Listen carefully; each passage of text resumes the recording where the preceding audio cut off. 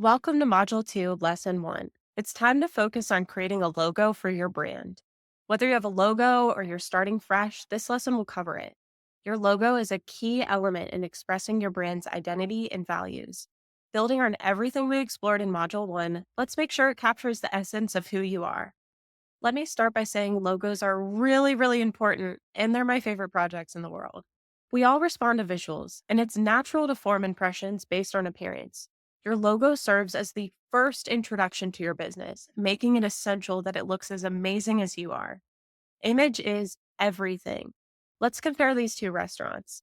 I've been to both of these, and I can attest that they both have wonderful food. But at a first glance, which one would you choose? Which one would you pay more for? You can have an incredible product, but without great branding, your audience isn't going to trust the quality of your work. What if you already have a logo? That's okay. Branding's an evolving process. There's a couple different paths you can take. Scenario number one, you love your logo and you just want to keep things fresh. That's awesome. It's important to keep your brand dynamic so it doesn't feel stagnant. Big brands like Starbucks do this by introducing seasonal graphics and creative updates. The next lesson will go more into this. Or scenario number two, you're considering a rebrand and not happy with your current logo.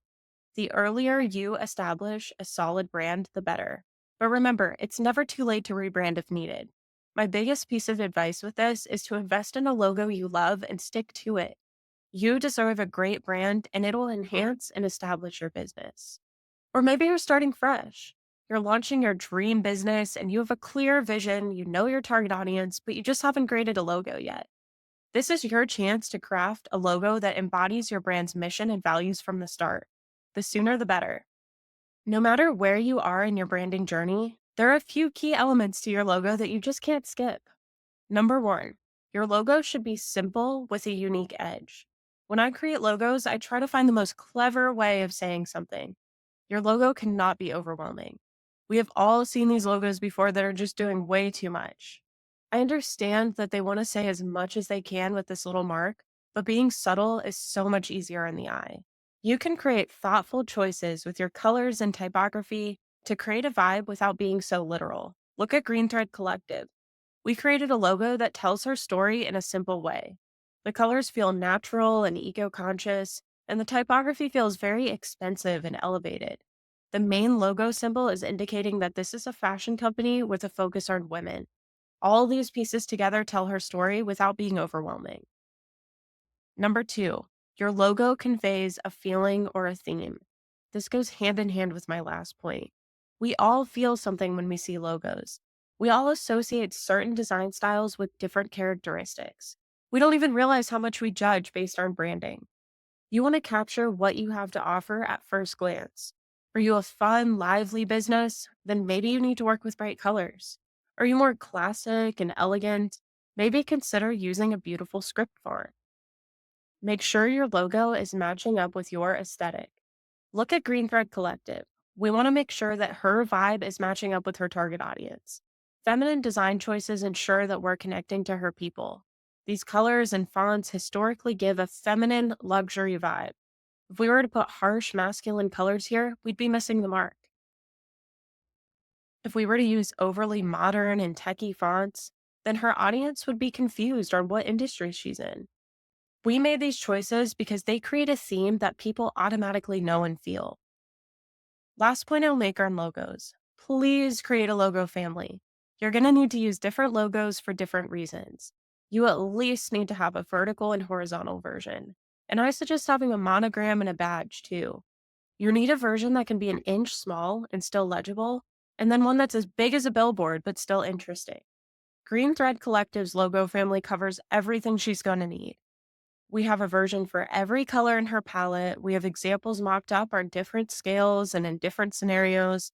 That way, we aren't repeating the same thing over and over again that may have visual restrictions. She has a version of her logo for every scenario, and logo families are also a great way to have consistent brand without being repetitive or stagnant.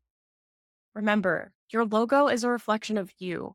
Make sure it's something you're proud of and excited to share with the world. One thing I can't teach is how to design a logo. I spent years and years learning how to design, along with a good amount of student loans. My biggest piece of advice is to get help. Timing is important. If your budget doesn't allow for immediate rebrand, that's okay. It's better to wait until you can invest in a logo that truly reflects your brand's purpose and audience. Low cost options like AI or Fiverr often don't capture your unique story. However, you don't need to spend thousands with a big agency either. Like I said before, I've worked at those agencies, and their quality of work is often rushed and impersonal.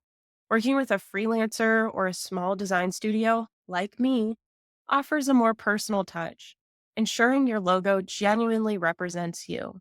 You want to work with someone you trust. Choose someone who takes the time to understand and care about your business.